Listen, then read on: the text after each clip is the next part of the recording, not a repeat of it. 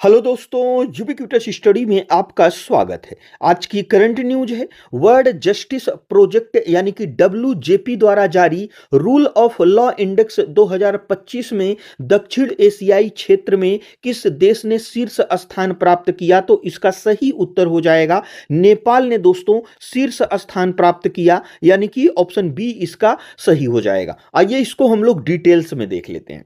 दोस्तों, world justice project rule of law index 2025 के अनुसार दक्षिण एशियाई क्षेत्र में नेपाल ने शीर्ष स्थान प्राप्त किया है। वैश्विक स्तर पर नेपाल की रैंकिंग 72वीं है, यानी कि दोस्तों जो नेपाल है वह दक्षिण एशियाई क्षेत्र में प्रथम स्थान प्राप्त किया है। लेकिन अगर हम इसकी वैश्विक रैंकिंग की बात करें तो यह पूरे विश्व में 72वें स्थान पर आया है। इसी के साथ हम लोग समझ लेते हैं कि दक्षिण एशियाई क्षेत्र क्या होता है। तो दोस्तों दक्षिण एशिया भारतीय उपमहाद्वीप में स्थित 8 देशों का एक घना बसा हुआ, सांस्कृतिक रूप से विविध और रणनीतिक रूप से महत्वपूर्ण भू राजनीतिक क्षेत्र है। इसमें दोस्तों मुख्य रूप से 8 देश आते हैं। कौन कौन से? तो इसमें भारत, पाकिस्तान, बांग्लादेश, नेपाल, भूटान, श्रीलंका, मालदीव और अफगानिस्तान इसमें आते हैं। आप लोग तस्वीर में देख सकते हैं।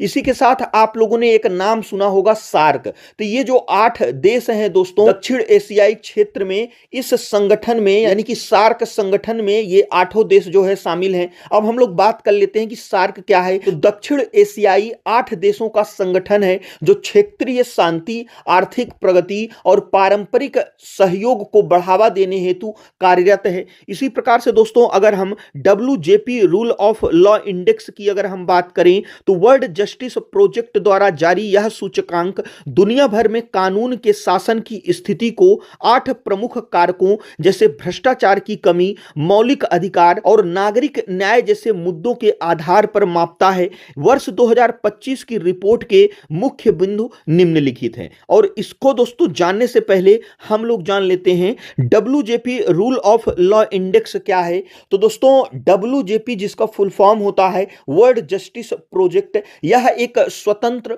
बहुविषयक यानी कि मल्टी डिसिप्लिनरी और गैर लाभकारी संगठन है जो दुनिया भर में कानून के शासन को मजबूत करने के लिए काम करता है। और अगर हम इसके मुख्यालय की बात करें तो इसका मुख्यालय वाशिंगटन DC यानी कि US में स्थित है। इसी प्रकार से इसके कार्यालय की अगर हम बात करें तो पूरे विश्व में मुख्य रूप से 2 कार्यालय इसके स्थित हैं। पहला कार्यालय सिंगापुर में स्थित है और दूसरा मैक्सिको सिटी में है। और अगर हम वर्ल्ड जस्टिस प्रोजेक्ट के मुख्य लक्ष्यों की बात करें, इसका लक्ष्य क्या होता है तो दोस्तों ज्ञान का निर्माण करना, जागरूकता फैलाना और कानून के शासन को आगे बढ़ाने के लिए कार्रवाई को प्रोत्साहित करना है। अब हम लोग आ जाते हैं इस वर्ष 2025 के इस रिपोर्ट से संबंधित मुख्य बिंदुओं की जो है चर्चा हम लोग कर लेते हैं। तो इसमें हम लोग सबसे पहले देख लेते हैं भारत की स्थिति। तो दोस्तों भारत इस वर्ष 143 देशों की सूची में 86वें स्थान पर रहा है। 2024 में भारत 79वें स्थान पर था,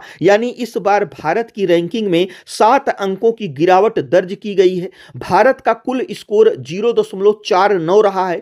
भारत का सबसे मजबूत पक्ष ओपन गवर्नमेंट जिसमें 43वीं रैंक मिली है रहा है, जबकि सिविल जस्टिस 111वीं रैंक में प्रदर्शन कमजोर रहा है। यानी कि जो भारत की स्थिति है वह सबसे अच्छी स्थिति, यानी कि जो इसके 8 मुख्य रूप से मापदंड हैं, इन 8 मापदंडों में से सबसे अच्छी स्थिति भारत की ओपन गवर्नेंस में रहा है, जिसमें इसकी स्थिति 43वें रैंक पर है। अब हम लोग जान लेते हैं ओपन गवर्नेंस क्या होता है। तो दोस्तों इसका तात्पर्य शासन में पारदर्शिता, सूचना की सुलभता और नागरिक भागीदारी से है। इसके तहत सरकारी डेटा और कानून जनता के लिए स्पष्ट व सुलभ होते हैं। इसी पारदर्शिता और जवाबदेही के चलते भारत ने WJP इंडेक्स में अपना सर्वश्रेष्ठ यानी कि 43वां स्थान जो है हासिल किया है। आप लोग इस तस्वीर में देख सकते हैं जो मुख्य रूप से इसके 8 मापदंड हैं मापने के। आप लोग देख सकते हैं कि इसमें से 8 में से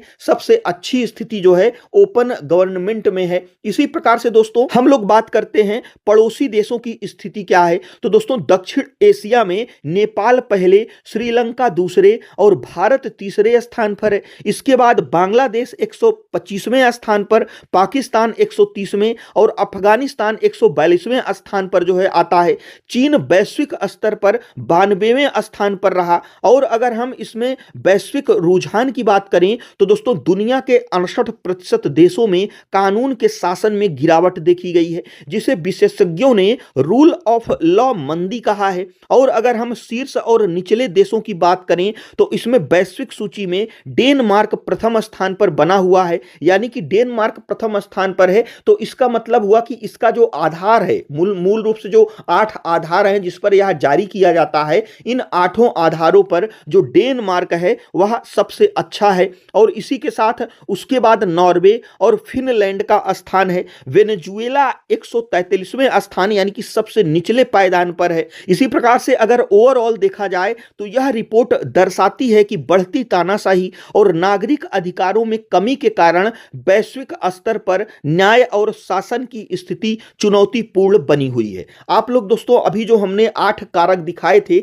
इसमें भारत की स्थिति क्या है इसको अच्छे से जो है समझ लीजिएगा, क्योंकि इन 8 में से जो है क्वेश्चन बन सकते हैं आपके एग्जाम में। इसी प्रकार से यह हमारा आज का करंट अफेयर्स था। जो हमारा आज का क्वेश्चन है वह है किस शहर में टाइम आउट 2025 के अनुसार दुनिया का सबसे खुशहाल शहर घोषित किया गया है। तो इसमें से कौन सा ऑप्शन सही है हमें कमेंट बॉक्स में जरूर बताइएगा। और दोस्तों यदि वीडियो यूजफुल लगा हो तो हमारे चैनल को जरूर सब्सक्राइब करिएगा। वीडियो देखने के लिए आपका बहुत बहुत धन्यवाद।